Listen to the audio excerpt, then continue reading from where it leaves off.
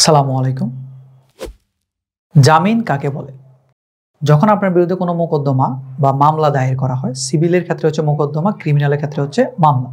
যখন দায়ের করা হয়, তখন ওই মামলা বা মোকদ্দমাটি যে ধারা উল্লেখ করে মামলা করা হয়, ওই ধারাগুলো উল্লেখ করা থাকে ধারাগুলোর পাশে যে সেটা কি জামিনযোগ্য নাকি জামিন অযোগ্য। এখন জামিন আর যোগ্য আর জামিন অযোগ্য বিষয়টা আসে তখন যে এই মামলাটা চলমান অবস্থাতে আপনি কি জেলের ভিতরে থাকবেন নাকি জেলের বাহিরে থাকবেন। সাধারণত যখন কোনো একটা মামলা করা হয়, ধরে নেওয়া হয় যে যতক্ষণ পর্যন্ত এটা প্রমাণিত হবে না ততক্ষণ পর্যন্ত হচ্ছে আপনি ইনোসেন্ট, অর্থাৎ আপনি আসামি কিন্তু আপনি ইনোসেন্ট, আপনি নির্দোষ। যখনই গিলটি প্রুভ হবে তখনই আপনাকে অপরাধী হিসেবে আখ্যায়িত করে আপনাকে শাস্তি দেওয়া হবে। কিন্তু এই যে মামলাটা যে চলবে একটা নির্দিষ্ট সময় পর্যন্ত, ততদিন পর্যন্ত আপনি যদি পালিয়ে যান তাহলে তো মামলাটা বিচার কার্য পরিচালনা করা সম্ভব হবে না। এই কারণে আপনি যাতে পালিয়ে যেতে না পারেন, আপনি যাতে অবশ্যই কোর্টে রেগুলার যে ডেট থাকবে ডেটে হাজির থাকতে পারেন, সেই জন্য আপনাকে অ্যারেস্ট করে রাখা হয়, অর্থাৎ কারাগারে রাখা হয়। আবার আরেকটা বিষয় আছে, ধরুন কোনো একটা ক্রিমিনাল অফেন্স, কোনো খুনের মামলা, কথা খুনের মামলায় কোনো একজন খুনি খুন করলো, তাকে সম্ভাব্য তাকে খুনি আসামি হিসেবে অ্যারেস্ট করা হলো। এখন কোর্ট তাকে জামিন দিচ্ছে না। কেন জামিন দিচ্ছে না? কারণ হচ্ছে সে যদি বাহিরে থাকে তাহলে সে যে খুন করার যে এভিডেন্সগুলো রয়ে গেছে সেই এভিডেন্সগুলো নষ্ট করে ফেলতে পারে, অথবা এই মামলাতে তার যারা তাকে অপরাধটা করতে দেখছে সাক্ষী, সে তাদেরকে ভয়ভীতি দেখাতে পারে। এই যে টোটাল প্রসেসটা, এই প্রসেসটার জন্য কি করে আসামিকে যতদিন মামলাটা শেষ হচ্ছে না ততদিন পর্যন্ত তাকে একটা নির্দিষ্ট সময়ের জন্য অ্যারেস্ট করে রাখা হয়। এখন এই অ্যারেস্ট কখনো কখনো দেখা গেছে যে খুব সাময়িক হতে পারে, কখনো কখনো অ্যারেস্টটা লম্বা সময়ের জন্য হতে পারে। এখন এই লম্বা সময়ের জন্য হবে নাকি শর্ট টাইমের জন্য হবে নাকি অ্যারেস্টই করা হবে না, এটা ডিপেন্ড করে যে ধারাগুলোতে মামলা করা হয়েছে সেই ধারাগুলো জামিনযোগ্য নাকি জামিন অযোগ্য।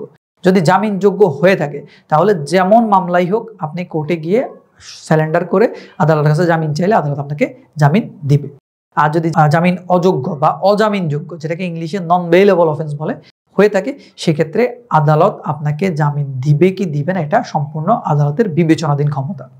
জামিনযোগ্য যেটা বেইলেবল অফেন্স, সেক্ষেত্রে কিন্তু আদালত বাধ্য আপনাকে জামিন দিতে। এটা আপনার সংবিধিবদ্ধ অধিকার, আইনগত অধিকার আপনি জামিন পাওয়ার। কিন্তু যেটা জামিন অযোগ্য বা নন বেইলেবল অফেন্স, সেক্ষেত্রে কিন্তু আদালত বাধ্য না। আদালত সাধারণত 3 ক্যাটাগরির লোকদেরকে জামিন অযোগ্য অপরাধেও জামিন দিয়ে থাকে। সেটা হচ্ছে 16 বছরের কম বয়স্ক ছেলে, আর হচ্ছে অসুস্থ যদি কেউ থাকে পীড়িত, আর হচ্ছে নারী। এই 3 ক্যাটাগরির লোকদেরকে আদালত চাইলে জামিন দিতে পারেন।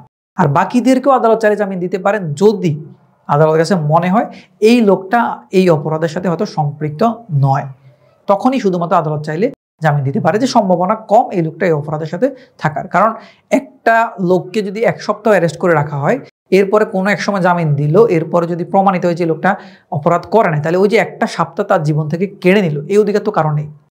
কিন্তু আবার এটাও বুঝার উপায় নাই যে এই লোকটা আসলে অপরাধ করছে কিনা। যদি একটা খুনিকে আপনি আবার ছেড়ে দেন জামিনে, সে গিয়ে খুনের আলামত যেগুলো থাকবে, এভিডেন্স যেগুলো থাকবে, সাক্ষ্য প্রমাণ যেগুলো থাকবে, সেগুলো সে নষ্ট করে ফেলতে পারে। আর 2-1 যে সাক্ষী ছিল তাদেরকে সে ভয় দেখাতে পারে বা সাক্ষীদেরকেও মেরে ফেলতে পারে। এই কারণে হচ্ছে তাকে আটকে রাখা হয়।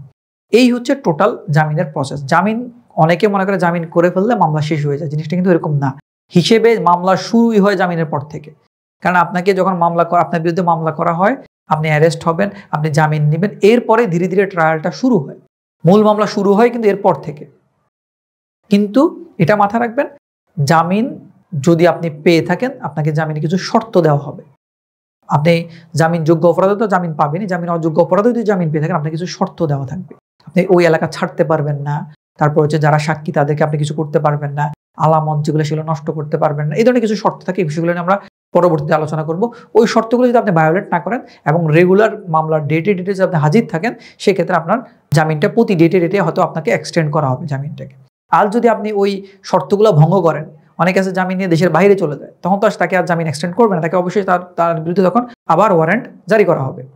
এই হচ্ছে টোটাল জামিন কি এবং জামিনযোগ্য অপরাধ কি, জামিন অযোগ্য অপরাধ কি।